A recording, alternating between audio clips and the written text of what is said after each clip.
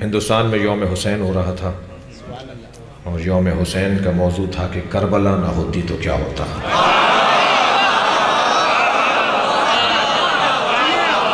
मज़मून मेहमान खुसूसी थे अल्लामा सैयद अली नकी नक्कन अल्लाह।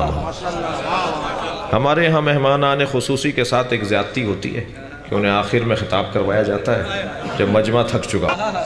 तो नक्कन साहब ने कहा जी, मैं बिस्मिल्लाह पढ़ के कहा जी, एक जुमले में पूरे सेमिनार का खुलासा करूँगा कि अगर करबला ना होती तो जुमे की नमाज बुध को होती।